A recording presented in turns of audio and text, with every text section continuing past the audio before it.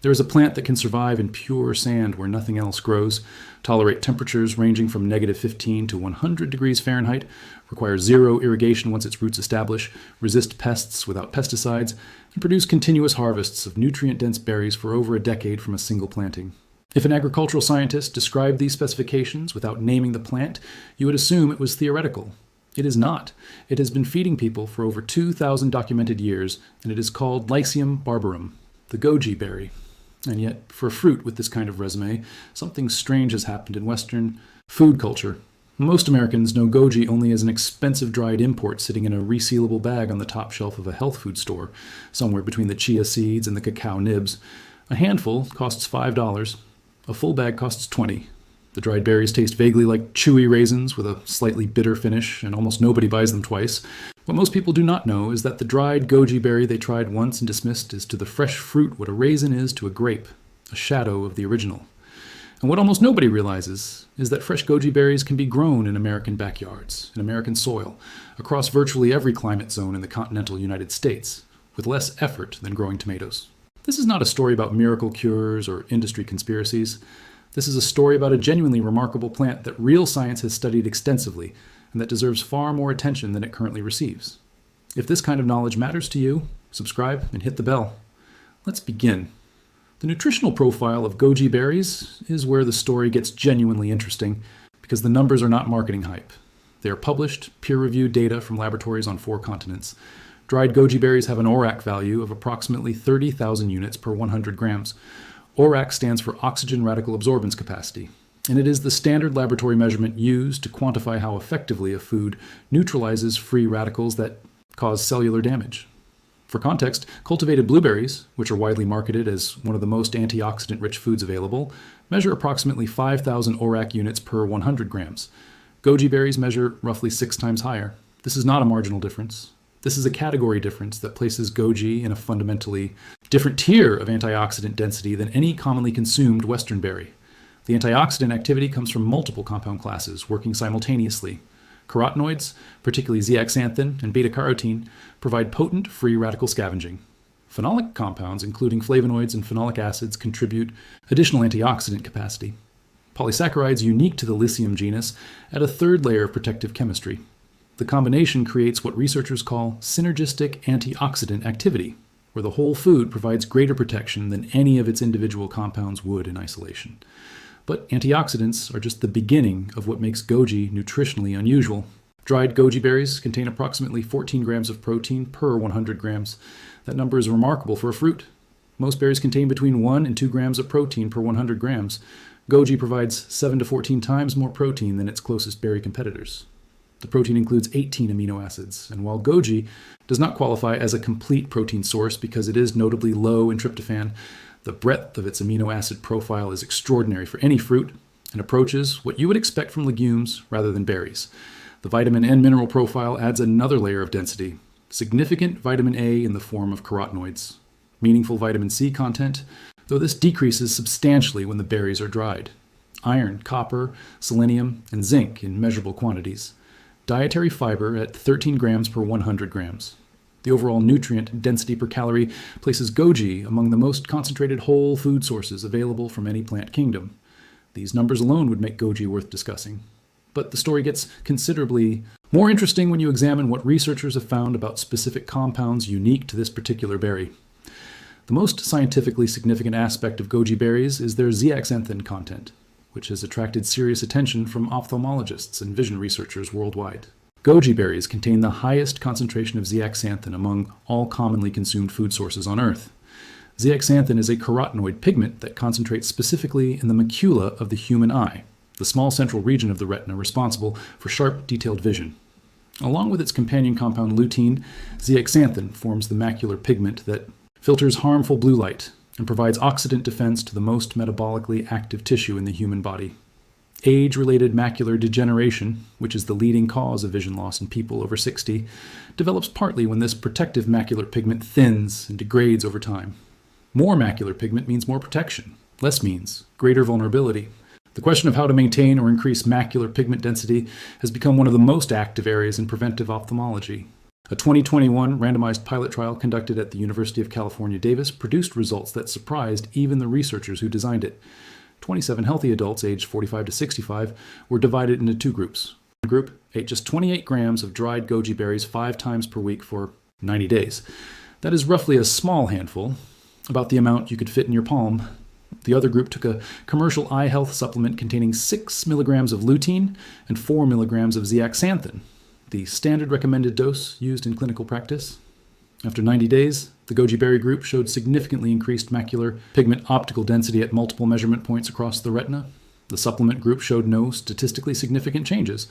A small handful of dried berries outperformed a formulated commercial supplement designed specifically for eye health. The lead researcher noted that goji berries, as a natural food source, improved macular pigments of healthy participants beyond what high-dose nutritional supplements achieved. The study was published in the peer-reviewed journal Nutrients, and a follow-up clinical trial examining goji berries in patients with early-stage macular degeneration is currently underway at UC Davis. A separate randomized controlled trial in China with 150 elderly subjects found that consuming goji berry preparation daily for 90 days improved macular pigment density and plasma zeaxanthin levels compared to controls. The bioavailability of zeaxanthin from whole goji berries appears to exceed what isolated supplements deliver, likely because the food matrix of the berry enhances absorption in ways that capsule formulations cannot replicate. This is not folk medicine. This is randomized controlled trial data from major research universities suggesting that a handful of dried berries does more for your eye health than the supplements marketed specifically for that purpose. The second compound class that makes goji genuinely unique is its polysaccharides, which have no equivalent in any other commonly consumed food.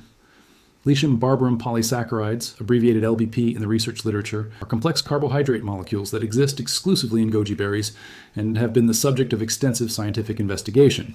These polysaccharides have demonstrated immunomodulatory properties in both laboratory and human studies. A 2015 study published in the Journal of Ethnopharmacology found that elderly subjects who consumed goji extract for 30 days showed measurably improved lymphocyte activity, a direct indicator of enhanced immune function. The effect was not dramatic enough to call goji an immune miracle, but it was statistically significant, reproducible, and consistent with what traditional Chinese medicine practitioners have claimed about goji for over 2,000 years. What makes LBPs particularly interesting to researchers is that their immunomodulatory effect appears to be bidirectional. In laboratory studies, LBPs have enhanced weak immune responses while simultaneously modulating overactive immune activity. This intelligent regulation is unusual in natural compounds and distinguishes goji polysaccharides from simple immune stimulants that just push the immune system harder in one direction. The bidirectional quality means goji may support immune health without the risk of triggering excessive inflammatory responses. Additional research has documented anti-inflammatory effects, blood sugar regulatory properties, and neuroprotective activity from LBPs. A systematic review and meta-analysis examining multiple clinical trials found that LBP supplementation showed significant effects on regulating triglycerides, HDL cholesterol, LDL cholesterol, and fasting blood glucose concentrations. The authors concluded that goji may serve as a potential approach for preventing and managing chronic metabolic conditions. It is important to note the limitations honestly. Most of this research involves relatively small sample sizes. Many studies use concentrated extracts rather than whole berries. The dosages studied vary considerably, and much of the strongest evidence comes from in vitro and animal studies that may not translate directly to human outcomes. The science is promising and growing, but it would be irresponsible to call it conclusive. What is fair to say is that goji berry is one of the most researched traditional foods in the world, with over 1,000 published papers examining its properties, and the trajectory of that research is consistently positive rather than disappointing. The cultivation story of goji is where this plant becomes personally relevant to anyone watching who has even a small patch of soil. Goji berries grow successfully across USDA hardiness zones 3 through 10, which covers virtually the entire continental United States. The plant is a deciduous shrub in the Solanaceae family, making it a botanical relative of tomatoes, peppers, and potatoes. It typically reaches 1 to 3 meters in height and develops an extensive root system that makes it remarkably drought-tolerant once established. In its native habitat, across the arid and semi-arid regions of northwestern China, goji thrives in sandy, alkaline, and nutrient-poor soils that would fail most cultivated crops. The growing requirements are genuinely minimal.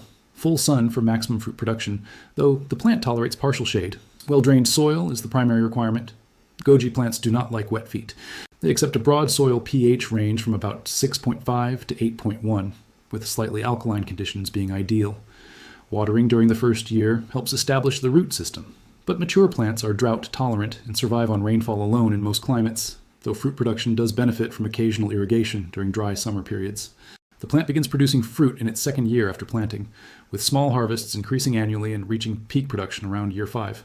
The berries ripen from green to bright orange-red from midsummer through the first hard frost, providing months of continuous harvest from a single plant. Fresh goji berries taste nothing like the dried imports most people know. They are juicy, mildly sweet with a slight herbal finish, and closer in texture to a small cherry tomato than to a raisin. Propagation is straightforward and essentially free once you have one plant. Cuttings root readily, seeds germinate well. The plant also spreads via underground. Suckers, which makes it vigorous and self-expanding, but also means gardeners need to manage its growth to prevent it from becoming aggressive in the landscape. Regular pruning controls the plant's tendency to sprawl and actually improves fruit production by directing energy into fewer, more productive branches. Pest and disease problems are minimal. The plant is highly disease-resistant and few. Insects cause significant damage. No pesticide applications are typically needed. No specialized fertilization is required. The practical reality is that goji berries require less maintenance than the tomato plants most home gardeners already grow successfully. The question that remains is straightforward. If goji berries are this nutritionally dense, this well-researched, and this easy to grow, why are they not in every American backyard? The answer is not conspiracy. The answer is simpler and more ordinary than that. Fresh goji berries have an extremely short shelf life. They are soft, delicate, and begin deteriorating within a day or two of harvest. This makes them essentially impossible to ship through the conventional grocery distribution system that stocks American supermarkets. You cannot warehouse a goji berry the way you can warehouse an apple or an orange. By the time fresh goji arrived at a grocery store through standard supply chains, it would already be decomposing on the shelf. The entire American fresh fruit economy is built around durability and shippability. Apples survive months in controlled atmosphere storage. Oranges tolerate weeks of transportation. Bananas are picked green and ripened artificially after arriving at their destination. The fruits that dominate American grocery stores do so primarily because they survive logistics, not because they are nutritionally superior. Goji simply does not fit that model. And because it does not fit, it receives no investment from commercial growers, no shelf space from retailers, no marketing budget from distributors. Most Americans have never encountered fresh goji because the grocery system is not designed for it, not because it lacks value. The dried goji market fills part of this gap, but dried berries lose significant vitamin C content and develop a texture and flavor that many Western consumers find unremarkable. They also arrive primarily from China, where quality control varies, and consumers have limited ability to verify growing conditions, pesticide use, or authenticity. The premium pricing of imported dried goji berries further limits their appeal. The result is a fruit that falls through the cracks of a food system optimized for different products, not deliberately excluded, just structurally disadvantaged by a distribution model that rewards durability over nutritional density. The practical conclusion is surprisingly empowering for anyone willing to spend 15 minutes planting a shrub. A single goji plant purchased from a nursery costs between $15 and $40 depending on variety and size. It goes into the ground the same way any garden shrub does. Within 2 years, it produces its first berries. Within 5 years, it reaches full production capacity. It continues producing for a decade or more with minimal attention. You will have fresh goji berries that taste nothing like the dried imports. You will have a fruit whose zeaxanthin content exceeds any supplement you could buy in a pharmacy. You will have a shrub that requires less water, less fertilizer, and less pest management than the roses your neighbor grows for decoration. The science on goji is not finished. More research is needed, particularly larger human clinical trials examining long-term consumption effects. The early results from UC Davis and other institutions are promising but preliminary. Anyone who tells you goji is a guaranteed miracle cure is selling you something, but anyone who tells you goji is just another overhyped superfood with no real science behind it has not read the research. The truth sits between the extremes, as it usually does. Goji berry is a genuinely nutrient-dense food with unique compounds that legitimate research institutions are studying with increasing interest and increasingly positive results. It grows easily in conditions that would challenge most cultivated plants. It costs almost nothing to maintain once established. And it provides a fresh fruit experience that the grocery system simply cannot deliver. 2,000 years of traditional use across Asian cultures, over 1,000 published scientific papers, randomized controlled trials at major Western universities, a plant that grows in sand and laughs at drought. This is not hype. This is a berry that earned its reputation the hard way, through millennia of human experience and decades of laboratory verification. The only question that remains is whether you will try growing one yourself. If this opens something for you, subscribe and hit the bell. Every like and share helps more people discover what the peer-reviewed science actually says about one of the most studied traditional foods on Earth. See you in the next one.